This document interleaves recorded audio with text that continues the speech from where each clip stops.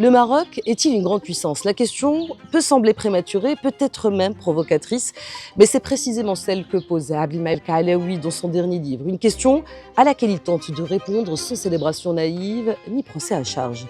600 pages qui traversent 70 ans d'histoire du royaume, de l'indépendance à aujourd'hui, et une affirmation, le Maroc n'est pas encore une puissance accomplie, mais il a choisi de le devenir.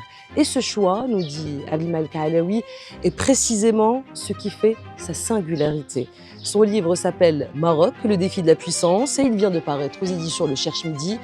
Abdelmalek Alaoui est notre invité aujourd'hui. Bonjour Abdelmalek Alaoui. Bonjour Bouchra, merci de me recevoir. Merci d'avoir accepté l'invitation de tel quel pour cet entretien. Abdelmalek Alaoui, vous dites que l'objectif affiché de ce livre est de se réapproprier notre roman national, dites-vous, et de pouvoir y mettre de la science et non pas des convictions ou des opinions. Abdelmalek Alaoui, je suis tentée de vous demander à qui vous vous adressez à travers ce nouvel essai. J'ai l'ambition de m'adresser au plus large public possible. Je pense que quand on se lance dans un travail d'écriture pour essayer de retracer la trajectoire du Maroc depuis l'indépendance, parce qu'il y a une actualité, on est dans les 70 ans de notre indépendance, et qu'on essaye de le faire à travers les prismes économiques, géopolitiques et industriels, on essaye de raconter cette histoire et cette trajectoire pour le plus grand nombre, de la manière la plus simple possible. J'ai voulu faire un livre Amazon, quelque chose qui puisse être compréhensible par tout le monde, par ma fille, par les futures générations.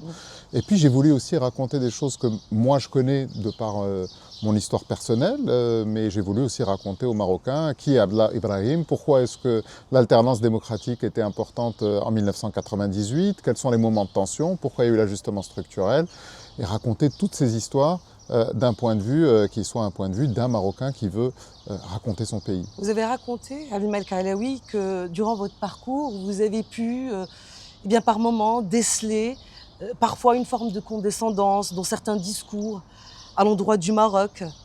À travers ce livre, est-ce que, oui, je suis presque tentée de vous demander, est-ce que c'est un droit de réponse à tout ce qui a été écrit dernièrement sur le Maroc depuis l'extérieur?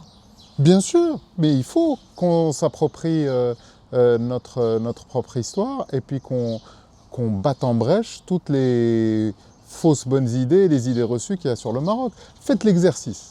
Lisez la presse internationale lorsqu'elle parle du Maroc. Il y a toujours une connotation orientaliste. Il y a des termes tels que derrière les grandes murailles et les portes lourdes des palais royaux. Pourquoi est-ce que nous, Marocains, on voudrait toujours nous accoler cette image orientaliste? On dirait qu'on est devenu un tableau de la croix. J'ai voulu remettre des faits et dire qu'on ne se limite pas à ça. Il y a évidemment une imagerie Maroc, parce qu'on est un pays singulier, qu'on est un pays millénaire, que nous avons un système monarchique qui est là depuis des siècles et qui est ritualisé, qui a le statecraft et le stagecraft, comme disent les anglo-saxons. Mais pourquoi toujours nous ramener à ça et toujours vouloir nous ramener à des hôtels de luxe, aux Marocains avec les mains pleines de doigts qui seraient en train de faire des opérations magiques? Moi, j'ai voulu rétablir un certain nombre de choses, bien sûr. Alors, vous le précisez, Abdelmalek Alaoui, dans l'avant-propos de votre ouvrage, Maroc, le défi de la puissance, vous dites que ce livre, eh bien, vous l'avez pensé et écrit, entre autres, durant votre année de résidence à l'université d'Oxford.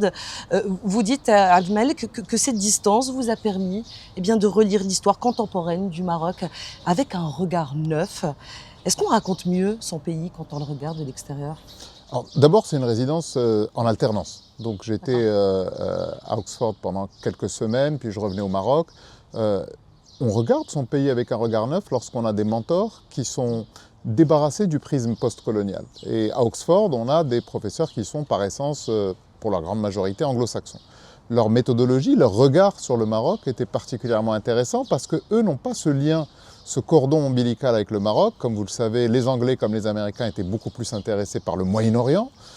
Et donc le Maroc, pour eux, c'était un pays qui était dans l'orbite française pendant le protectorat et qui était beaucoup plus francophone. Il y a la barrière de la langue aussi, qui est une barrière importante. Elle est importante aussi pour nous, Marocains, lorsqu'on se projette dans le monde. C'est une très grosse difficulté pour nous quand on essaye de s'internationaliser. Mais oui, ça a été un moment très intéressant. Et puis la nature même des archives, de voir comment est-ce que les anglo-saxons parlent du Maroc, était particulièrement frappante parce qu'il y a véritablement un monde, une dichotomie entre l'image qui s'est construite du Maroc, comme je vous l'ai dit, un peu orientaliste, un peu condescendante, avec ses grandes terminologies, le fellah marocain et le trône, et toutes ces idées qui ont été apportées majoritairement par des coopérants ou des gens qui sont restés au Maroc 10 ans, moi j'ai voulu, une par une, m'attaquer à faire un exercice d'abattage de vaches sacrées et puis essayer de retrouver un petit peu de science dans tout ça. Alors, Abdelmalek Alaoui, initialement, vous souhaitiez baptiser cet essai Code Maroc. Mais après concertation avec votre éditeur, et vous l'avez expliqué, vous avez mutuellement opté pour Maroc, le défi de la puissance. Quelle est votre définition à vous de la puissance? Alors, ma définition à moi, pour le cas particulier du Maroc, c'est la capacité à avoir changé de statut. Dès 1999, à la mort de feu Sa Majesté le Roi Hassan II et que Sa Majesté le Roi Mohammed VI monte sur le trône, un éditorialiste du Los Angeles Times pose une question et il dit « Is Morocco punching above its weight ?» Est-ce que le Maroc est en train d'essayer de boxer dans la catégorie supérieure et est-ce qu'il n'y est pas arrivé? L'histoire a démontré qu'il avait raison, que le Maroc était en train de boxer dans une catégorie qui était supérieure et qu'il a réussi à y parvenir. Pour moi, la définition de la puissance pour le Maroc, c'est la capacité à pouvoir tenir lorsqu'on est dans un rapport de force asymétrique. Lorsqu'il y a des tensions diplomatiques très fortes avec votre premier partenaire commercial ou avec la France, la capacité à pouvoir tenir longtemps, c'est que vous êtes arrivé à ce statut de puissance qui est celui de ne pas céder et de pouvoir faire et faire faire. Quelle est la résonance de ce mot? J'insiste, si vous le permettez, Abdelmalek, dans un monde qui est fracturé, incertain, celui d'aujourd'hui, qui est désormais bousculé par la fureur, la brutalité. C'est un peu la loi du plus fort qui l'emporte. Vous savez, moi j'aime bien revenir à cette citation dont je ne saurais ici vous attribuer l'auteur, mais qui dit que les grandes puissances n'ont pas de conviction, elles n'ont que des intérêts. Et dans le cas du Maroc, d'abord, je ne parle pas de grande puissance, je parle d'une puissance régionale, d'une puissance en devenir, d'une puissance en construction. Mais effectivement, nous sommes dans un monde où il y a la brutalité et la volatilité. Et donc l'introduction de cette notion de vitesse à laquelle nous faisons face, l'incapacité à pouvoir tenir des alliances qu'on pensait extrêmement pérennes et qui se voient chamboulées du jour au lendemain par la géopolitique, évidemment, ça pose tout un nouvel ensemble de défis. Et pour un pays comme le Maroc, qui est un pays qui s'inscrit dans les temps longs, nous oblige à une certaine forme d'agilité et de réponse rapide. Et donc ce décalage qu'il peut y avoir parfois entre le temps de la stratégie et le temps de l'action, c'est dans ces interstices que j'ai voulu analyser la posture du Maroc. Vous avez certainement lu le dernier rapport de la Banque mondiale, publié fin avril, qui rappelle l'ampleur des obstacles auxquels est confronté aujourd'hui le Maroc et que vous détaillez évidemment dans votre ouvrage, Maroc, le défi de la puissance. Il y a peu de concurrence, trop de bureaucratie, l'exclusion des femmes, des jeunes du marché de l'emploi. Une exclusion qui s'est accentuée ces dernières années. Abdelmalek Alaoui, spontanément, j'ai envie de vous demander, est-ce que les Marocains rêvent aujourd'hui d'un État puissant ou d'un État prospère? À titre personnel, je rêve d'un Maroc dans lequel un rapport de la Banque mondiale n'est plus un sujet qu'on trouve dans absolument tous les médias. Ça, pour moi, c'est un signal que nous ne sommes pas encore au très bon niveau. Parce que si on a besoin des institutions multilatérales qui ont fait un ensemble de bêtises incommensurables pendant les années 80 et 90 pour venir nous dicter la direction dans laquelle on doit aller, alors là, je me dirais que le chemin... Ce sont des données qui ont déjà été actées par des institutions marocaines. C'est exactement mon propos. Moi, je préfère me référer au rapport de la Commission spéciale sur le nouveau modèle de développement, qui est par certains endroits plus sévère que le rapport de la Banque mondiale, et qui fait un certain nombre de constats, notamment sur l'employabilité des jeunes, sur la bureaucratie, sur le volontarisme de discours du gouvernement où ils disent qu'on veut réduire les temps de bureaucratie et les temps de latence, mais et la réalité perçue par les Marocains tous les jours. Il y a évidemment des frustrations profondes pour libérer les initiatives, fédérer les énergies, permettre au secteur privé d'exprimer son plein potentiel. Et puis, je vais vous dire, au-delà du rapport de la Banque mondiale, il y a des chiffres qui sont des chiffres auxquels nous sommes confrontés, qui sont absolument essentiels pour comprendre la trajectoire du Maroc. Tant qu'on n'aura pas inversé les courbes entre investissement public et investissement privé, on n'arrivera pas à arriver à 6-7% de croissance, ce qui est pourtant nécessaire pour pouvoir à la fois éradiquer la grande pauvreté et avoir une classe moyenne suffisamment importante. Et du coup, vous ne répondez pas à ma question, est-ce que les Marocains rêvent d'un État puissant ou d'un État prospère? Je pense que les Marocains rêvent d'un État équitable. Et quand je parle d'équitable, je fais la différence avec avec un État qui serait égalitaire. On a été très inspiré par la tradition francophone de notre texte de loi, et donc on a voulu mettre de l'égalité partout. Et quand on met de l'égalité partout, moi je vous pose la question, est-ce qu'un enfant qui est né à Anfa supérieur et celui qui est né à Bouarfa, sur le papier, il a exactement la même égalité? Mais est-ce que dans sa trajectoire de vie, il y a la même équité? Est-ce qu'il y a la même équité par rapport à l'accès au capital, l'accès à l'éducation? Et donc moi je pense que cette transformation, pour laquelle le roi Mohamed VI milite depuis son accession sur le trône, il met l'accent sur ces questions de rattrapage territorial, de pouvoir organiser la solidarité nationale, et il fait tout ça avec beaucoup de volontarisme dans un environnement dans lequel notre marge budgétaire est toujours contrainte. Il faut le rappeler, nous ne sommes pas un pays qui dispose d'une rente pétrolière ou d'une manne du sous-sol. Donc on fait également avec nos atouts, nos avantages et avec les moyens que nous avons. Le politiste spécialiste des relations internationales que vous connaissez sans doute, Abdel Khaelaoui, Bertrand Badi, parle d'une impuissance, de la puissance. Il développe l'idée selon laquelle les grandes puissances militaires et économiques se révèlent parfois incapables de résoudre les problèmes de leur propre population. Cette logique, est-ce qu'elle a une certaine résonance au Maroc? Je pense que le Maroc, jusqu'à présent, est préservé de ce mouvement qu'on observe en Occident, qui est cette ultra-polarisation entre les populations, on va dire, qui sont près des côtes, qui sont mondialisées, qui sont nécessairement beaucoup plus ouvertes sur le monde, qui ne sont pas contre l'immigration, et celles qui sont très ancrées dans leur territoire. Et c'est cette grande fracture qu'on est en train d'observer maintenant en Angleterre, qu'on observe aux États-Unis, entre ceux qui sont à l'aise partout et ceux qui ne sont à l'aise que dans leur territoire. Je pense que le Maroc aujourd'hui, et c'est en train d'évoluer au vu du dernier rapport du HCP sur la famille, sur nos transformations démographiques, il est à un tournant. Parce que nous avons encore la préservation de ce tissu familial, de ces solidarités qui s'est exprimé lors du Covid. Le Covid, ce n'est pas uniquement l'hélicoptère monétaire qui a été organisé par l'État, c'est aussi beaucoup de solidarité interfamiliale. J'espère que nous ferons tout pour qu'il n'y ait pas cette polarisation au Maroc entre le Maroc des territoires un petit peu enclavés et puis le Maroc qui gagne, le Maroc qui est dans la mondialisation. C'est aussi notre classe politique qui est amenée aussi à porter l'ensemble de ces changements. Entre autres, j'aimerais bien qu'on s'attarde, Abdel Khaelaoui, si vous le voulez bien, sur la scène politique. Page 334, dans le contexte des printemps arabes, on revient en 2011, vous dites que la politique, à ce moment-là, reprend ses droits de manière brutale. Vous racontez que les islamistes, d'après vous, je reprends vos formules, créent un espace politique inédit, que Benkiran se pose en leader anti-système. J'ai deux questions pour vous, Abdel Khaelaoui. Son discours à Benkiran, tiens, et au PJD plus globalement, a-t-il aujourd'hui la même résonance qu'en 2011? Et puis à cette période, si vous voulez bien, on fait un retour en arrière. Pourquoi la gauche, qui ensuite, on s'en rappelle, pactisera avec le PJD, mais pourquoi la gauche, à ce moment-là, n'est pas parvenue à imposer sa voix et aujourd'hui a toujours du mal à le faire? Je sais pas si vous avez la réponse à cette question, je vous invite à vous présenter aux élections, parce que l'histoire de la gauche contemporaine au Maroc, c'est l'histoire d'une déliquescence par manque d'incarnation et par manque de leadership.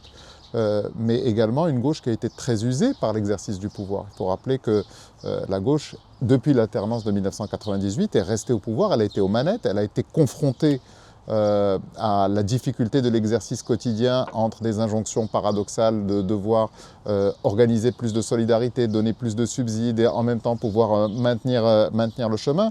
2011, c'est une configuration très particulière parce que c'est la conjonction d'un homme qui veut se présenter comme étant anti-système, tout en étant lui-même le fruit absolu du système. Parce que l'histoire du PJD, c'est l'histoire d'une intégration négociée. Lorsque le PJD va rentrer dans le parti du docteur El-Khatib, avec qui est-ce qu'il négocie? Et ça, je pense que l'histoire, il faut y revenir. Il négocie avec Driss Basri, qu'il désigne du doigt comme leur principal adversaire. Et donc, d'avoir ce parti qui a négocié, qui a louvoyé, qui a accepté de présenter moins de candidats qu'il ne le souhaitait lors des élections qui ont lieu pendant les années 2000 et qui, d'un coup, veut se présenter avec des habits neufs du capitaine qui lave plus blanc, c'est quelque chose qui ne fonctionne pas. D'ailleurs, les électeurs l'ont sanctionné avec une violence totalement inédite. Mais ce que j'en retiens et qui est particulièrement intéressant pour la thèse centrale du livre, c'est cette formidable plasticité du Maroc à pouvoir intégrer des mouvements qui sont aux marges lorsque le temps politique le décide. Ça a été Abdallah Ibrahim, ça a été Abdelrahman Yousfi, ça a été le PJD en son temps. Et ça, c'est une des marques de fabrique du Maroc, c'est cette formidable construction du consensus et à pouvoir intégrer des gens qui sont dans les marges. On a entendu dire dernièrement le politologue Moustapha Sahimi, que vous connaissez sans doute, déclarer qu'au Maroc, il y a un vrai peuple de gauche. Est-ce que vous êtes d'accord avec cela? Qu'est-ce que vous en pensez? Là encore, je vais vous dire, et je vais peut-être être contre-intuitif. Pourquoi est-ce qu'on veut s'appliquer un schéma gauche-droite au Maroc? Mais pourquoi pas, tiens? Pourquoi? Est-ce que ça faciliterait pas la lecture de notre scène politique? Et peut-être, oui, ça aiderait, on parle justement du taux de participation électorale, peut-être que ça aiderait les citoyens et les citoyennes à s'impliquer, déjà à y voir plus clair dans un premier temps et à s'impliquer davantage justement dans le jeu démocratique du pays. Moi, je pense que d'abord, je mets au défi quiconque de venir prendre les partis politiques marocains et de pouvoir les mettre dans un écheveau gauche-droite. Quand vous regardez les programmes, et je m'y suis intéressé lors des élections de 2021, et je regrette d'ailleurs dans l'ouvrage que ces programmes arrivent très très tard, avant la campagne électorale, écoutez, moi je vois souvent des fatras idéologiques dans lesquels on essaye de tout faire. On essaie à la fois d'organiser la solidarité, d'organiser la croissance, d'être très très libéral et en même temps d'être protectionniste sur certains segments. Je ne vois pas d'ossature intellectuelle ou idéologique qui soit extrêmement claire au sein des partis. Et d'ailleurs, si vous leur faites un exercice auquel les entreprises s'astreignent tout le temps et qu'on leur dit c'est quoi votre pitch d'ascenseur, c'est quoi votre ADN, il y a très peu de partis qui vont vous répondre. Ils vont assembler des mots en vous disant on est pour la démocratie solidaire, dans le développement durable, l'entente entre les peuples, mais qui peut être contre ça? Et donc, il y a véritablement une faillite intellectuelle au niveau des doctrines des différents partis politiques. Et ça, c'est dû en partie à leur histoire, c'est dû à leur mode de leadership. Il y a certains partis où il y a des leaders qui en sont à leur 4e, 5e mandat et qui, en même temps, appellent à plus de responsabilité et plus de gouvernance. Donc moi, c'est des contradictions que j'essaye de pointer du doigt dans le livre. Et puis ce décalage entre le volontarisme, la volonté de Sa Majesté le Roi sur des paris de rupture, sur l'écologie, sur la transformation, sur les infrastructures, sur les aides sociales directes, et le fait qu'on ait des partis politiques qui ne sont pas force de proposition et qui ne nous amènent pas de nouvelles idées ou de la pensée. Souvent, ils nous amènent des choses qui sont annonnées ou un espèce de bricolage idéologique. Vous avez parlé il y a quelques instants, Abdelmalek Alaoui, de faillite intellectuelle. Et à page 532, vous dénoncez le désengagement des élites du champ politique, du champ idéologique. Et vous dites cette phrase qui a beaucoup de sens. Vous dites que ce désengagement est moins bruyant que l'abstention électorale, mais que ses effets sont bien plus corrosifs. Avons-nous les élites qu'on mérite, Abdelmalek Alaoui? On a en tout cas les élites qui nous reflètent. Et ces élites qui reflètent la trajectoire du Maroc, ce sont des élites dans lesquelles je m'inclus très volontiers, qui ont à un moment abandonner le choix de s'impliquer dans la vie politique. Prenez des exemples qui sont simples. On est aujourd'hui avec tel quel. Tel quel n'aurait jamais existé s'il n'y avait pas eu des actionnaires qui étaient des hommes d'affaires, qui étaient de gauche, qui avaient des convictions et qui se sont associés avec Jean-Louis Servan-Schreiber pour créer ce média. Et ça, c'est une forme d'engagement. On peut être pour, on peut être contre. Mais ce qui est important, c'est que lorsqu'on a eu accès au capital, et qu'au Maroc, les mécanismes de redistribution entre ceux qui ont accès au capital et le reste de la société ne fonctionnent pas de manière idéale. Il faut pouvoir s'engager. Ça peut être en investissant dans un média, et un média qui porte une certaine sensibilité, comme votre média, qui porte une sensibilité qui est quand même particulière. Et donc, il faut du pluralisme. Et il faut que partout, cet effet-là existe. Ça peut être à travers des fondations, ça peut être à travers des think tanks, ça peut être à travers... mais de la production de pensée. Moi, très souvent, lorsqu'il m'arrive de discuter avec des hommes d'affaires, je leur dis mais arrêtez de faire des fondations qui promeuvent uniquement des caravanes médicales ou des éléments dans lesquels on a l'impression que vous êtes dans le charity business. Investissez aussi dans la pensée, soutenez les chercheurs, soutenez les politologues, soutenez les initiatives. Et ça résoudra un deuxième paradoxe, c'est que très souvent, la recherche et la pensée sur la politique marocaine, elle est financée par des institutions étrangères. Et quand elles sont financées par des institutions étrangères, c'est teinté. Et moi, j'estime qu'on devrait reprendre notre souveraineté là-dessus. On pourrait peut-être presque prendre votre discours pour un discours populiste. Ça ne me dérange pas si populiste veut dire venu du peuple et proche du peuple. Moi, j'ai pas de difficulté. Et puis, je ne cherche pas à ce qu'on me mette dans une case. J'essaye de faire très modestement une contribution. Je pense y avoir mis à la fois du cœur et de la méthodologie. Après, le commentaire, il appartient aux autres, il ne m'appartient pas. Vous parliez de presse il y a quelques instants, Abdelmalek Kalaoui. Vous convoquez plusieurs coupures de presse pour alimenter votre propos dans votre livre Maroc, le défi de la puissance. Vous convoquez le Point, le Time Magazine ou encore Tel Quel. Le panel est large. Et au Maroc, concrètement, comment les médias et je vous pose la question sur le temps lent, évidemment, et peut-être votre point de vue sur l'évolution des médias dans notre pays ces 15-20 dernières années. Avez-vous le sentiment qu'ils ont vraiment joué le jeu dans l'accompagnement des différentes transformations, transitions qu'on a connues ici au Maroc? Et est-ce que les médias ont réellement contribué au débat national? Indubitablement. Les médias, et notamment toute l'ouverture du Maroc à partir même de la décennie 90, avec l'émergence de nouveaux médias qui ont ouvert des sujets, parfois en commettant des erreurs, parce que je pense qu'il faut regarder le tableau de manière holistique. Il y en a qui ont voulu pousser beaucoup leur avantage, d'autres qui ont été plus conservateurs. Mais au cours des 15 dernières années, moi je vous fais juste le stress test. Qu'est-ce que vous lisez aujourd'hui ? Lorsque vous allumez votre tablette ou que vous voulez regarder la presse, vous vous retrouvez avec un choix extrêmement restreint de médias crédibles, fiables, qui vérifient, sourcent l'information, respectent les codes de déontologie, mais pour des raisons qui sont des raisons fondamentalement économiques. Je pense que le tueur silencieux des médias au Maroc, ce sont les GAFAM. Et notre impuissance à pouvoir organiser une discussion avec les GAFAM, et je peux vous en parler personnellement parce que j'ai été patron de presse et j'ai investi dans les médias. Et c'est une expérience qui a été extrêmement douloureuse en termes d'asymétrie de négociation avec les algorithmes. Lorsque vous êtes un petit marché comme le Maroc et que vous vous rendez compte que les annonceurs vont acheter directement de la publicité sur Facebook, sur Instagram, sur toutes les plateformes, et que ces achats-là échappent à toute forme de taxation pour ceux qui ont produit l'information, que sont Tel Quel, que sont Média 24, que sont tous les autres. Et qu'on essaye de négocier avec ces GAFAM. Vous savez où est-ce qu'ils nous envoient ? Dans un tout petit bureau, dans une sous-direction à Dubaï qui traite le Maroc et le Moyen-Orient. Et on a des gens qui nous disent, écoutez, on veut bien vous donner 10 000 $ pour que vous sponsorisiez un concours pour les jeunes talents et les journalistes. Moi, mon sentiment pour les médias, c'est qu'il faut résoudre l'équation économique en premier. Et la situation dans laquelle on est aujourd'hui, elle a en plus été aggravée par ce soutien qui était nécessaire pendant le Covid et qui ensuite est devenu une béquille et qui a empêché de trouver des modèles économiques. Il y a un certain nombre de choses que je formule dans l'ouvrage pour la presse. D'abord, je pense que le temps est venu qu'il y ait un grand débat national pour couper le pont qu'il existe entre le code pénal et le code de la presse. Et ça, c'est une conviction personnelle.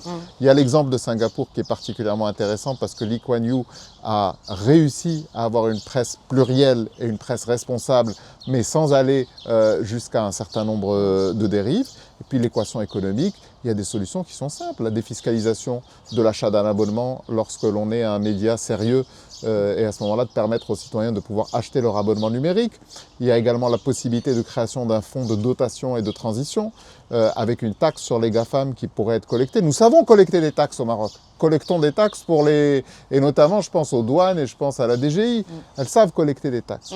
Récoltons des taxes sur les achats numériques à l'international. C'est 400 millions de dirhams par an. Donc je pense que ça n'est pas anodin dans le contexte dans lequel nous sommes. Et puis il faut qu'on soit beaucoup plus ferme sur les questions qui touchent aux personnes. Et je pense que ça, c'est un vrai débat. C'est un débat qui a été mis en lumière lors de la récente grande polémique qu'il y a eu autour du Conseil de la presse. Mais je pense que la liberté et l'ouverture d'esprit n'excluent pas la responsabilité et il faut qu'on soit très ferme sur la question de responsabilité. On va conclure, Abdelmalek Kalaoui, sur une question grand angle, si vous le permettez. Votre livre s'achève sur un état des lieux des fragilités qui ralentissent l'élan du Maroc. Nous sommes dans une année électorale, Abdelmalek, et ces pages pourraient être un programme politique. Ça vous a déjà tenté ? Écoutez, je vous mentirais en vous disant que ça m'a jamais tenté, mais je pense que je suis aussi humain que les élites que je dénonce dans mon ouvrage et que parfois le mur de la peur de devoir se confronter au vote, de devoir se confronter au public, de devoir y aller, correspond beaucoup plus à une équation personnelle. J'ai essayé, en tout cas en termes politiques, d'apporter une contribution, c'est cet ouvrage. Merci, Abdelmalek Kalaoui. Merci beaucoup, Bouchra. D'avoir accepté l'invitation Tel Quel pour cet entretien pour votre livre Le Maroc, le défi de la puissance aux éditions Le Cherche Midi dans toutes les bonnes librairies depuis le 16 avril.